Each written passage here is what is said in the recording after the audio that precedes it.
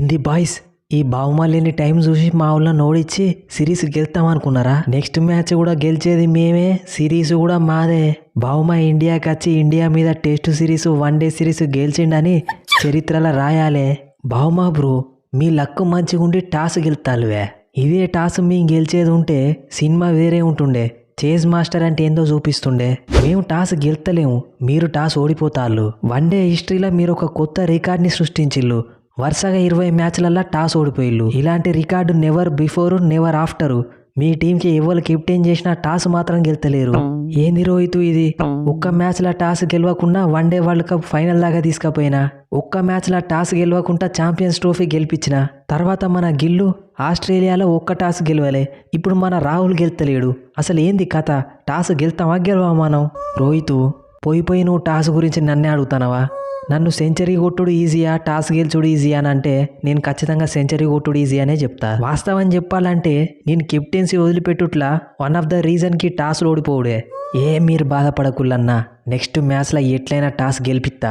గెలవాలి తమ్ముడు, లేకపోతే మనం 350 కొట్టినా ఈ సౌత్ ఆఫ్రికాకి సరిపోతలేదు. అదే మనం ఫస్ట్ బౌలింగ్ చేసి తర్వాత మనకు ఒక టార్గెట్ సెట్ అయి ఉంటే దాని ప్రకారం నేను చేజ్ చేసి గెలిపిస్తా. గంతే, వెరీ సింపుల్. ఇప్పుడు చూడు, అనవసరంగా నా సెంచరీ వేస్ట్ అయింది. ఏందన్నా నువ్వు? మీ ఫ్యాన్స్ ఏదో 27 మ్యాచ్లల్లా 18 సెంచరీలు కొట్టి 100 సెంచరీలు కంప్లీట్ చేయాలంటే నువ్వు సీరియస్గా తీసుకున్నట్టున్నావు కదా. ఆల్రెడీ 2 మ్యాచ్లల్లో 2 సెంచరీలు చంపినావు. వన్డే హిస్టరీలో బ్యాక్ టు బ్యాక్ 11 సార్లు సెంచరీలు కొట్టినావు. నాకు తెలిసి విశాఖపట్నంలో కూడా సెంచరీ చంపేటట్టే ఉన్నావు. 2 సెంచరీలు కొట్టినా కానీ అల్లొక సెంచరీ వేస్ట్ అయింది జైస్వాల్. వాళ్ళు మనల్ని టెస్ట్ సిరీస్లో క్లీన్ స్వీప్ చేసిళ్ళు కాబట్టి వన్డే సిరీస్లో మనం క్లీన్ స్వీప్ చేద్దామని మైండ్లో ఫిక్స్ అయిపోయినా, కానీ మన బౌలర్లు సహకరించలే. ఏం చేద్దాం? ఎస్, ఫస్ట్ మ్యాచ్లో మనం 349 రన్స్ కొట్టి గెలిచినాం, కానీ సెకండ్ మ్యాచ్లో 358 కొట్టి కూడా గెలవలేకపోయినాం.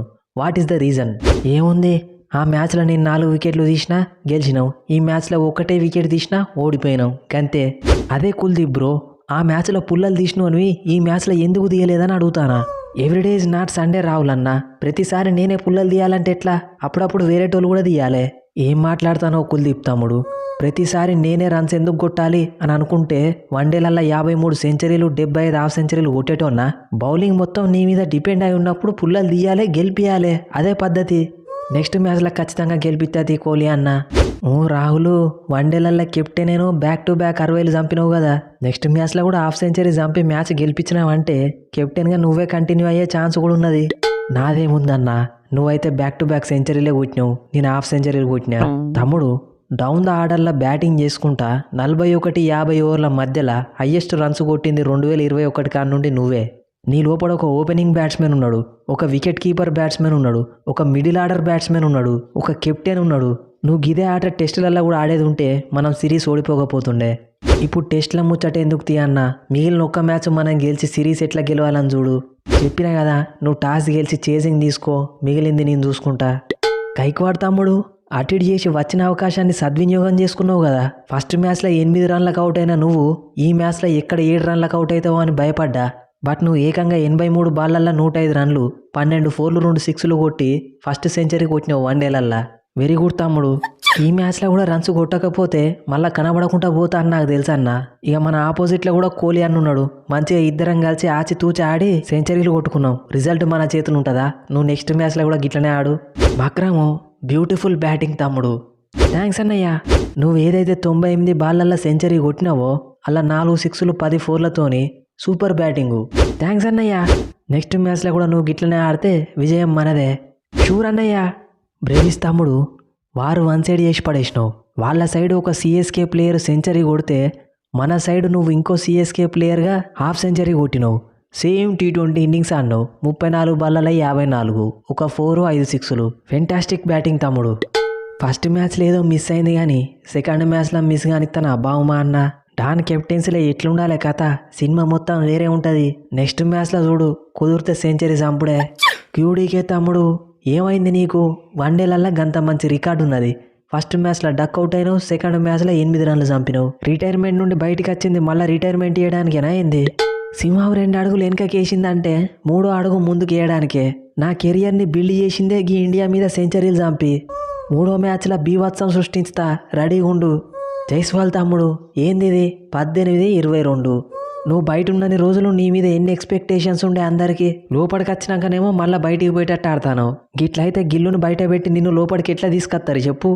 రాహుల్ అన్న, నేను కూడా గా క్యూడీకే చెప్పిందే చెప్తానా. 3వ మ్యాచ్లో బీభత్సం సృష్టించకపోతే నా పేరు యాస్వి జైస్వాలే కాదు, డాన్ బావుమా అన్న.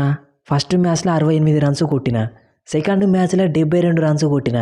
నువ్వు గా బ్రేవిస్ని మక్రమ్ని మెచ్చుకుంటున్నావు కానీ నా బ్యాటింగ్ని మాత్రం చూస్తలేవు. గిట్లయితే 3వ మ్యాచ్లో డక్అవుట్ అయ్యి మ్యాచ్ గెలవనీయకుండా చేస్తా. అరే ఎందుకు తొందరపడతానవే బ్రీజే, నేను అందరికీ క్రెడిట్ ఇస్తా, ఒక్కరిని తీసుకోను. మనం ఫస్ట్ మ్యాచ్లో చివరి దాకా వచ్చినావన్నా, సెకండ్ మ్యాచ్ గెలిచినావన్నా దానిలో నీది కీలకమైన పాత్ర.